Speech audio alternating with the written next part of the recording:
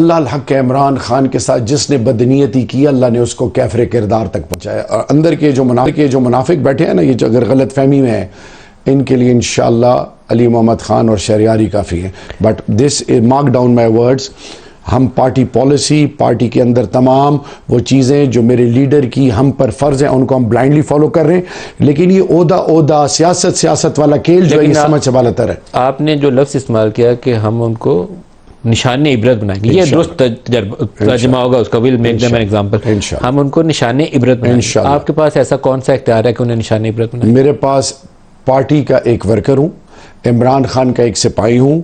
وہ تمام لوگ جنہوں نے قربانیاں دی، جن کی اولادیں آرمی ٹرائل سے ابھی کورٹ سے گزر رہی ہیں، جن کے بچے ATC میں پھنسے ہوئے ہیں، جو اندر ہیں ذلیل ہو رہے ہیں، یاسمین راشد صاحبہ جیسے جو میری ماں جیسی ہیں، وہ جن کے ماں بہنوں کی عزتوں کے جنازے نکالے گئے، جن کو مارا گیا، ذلیل کیا گیا. ابھی بھی میرے 81 MNAs جو فارم 47 افیکٹیز ہیں ان کے کاروبار بند ہیں، ان کے گھروں پہ کیا کیا ہو رہا ہے. حماد اظہر کے والد صاحب میرے بزرگوں کے دوست ہیں. He is in his mid-80s. اسی طرح عمر ڈار کی والدہ، اسی طرح علی محمد خان کی ماں. میں جب ان سے ملتا ہوں میں ان سے آنکھیں نہیں ملا سکتا.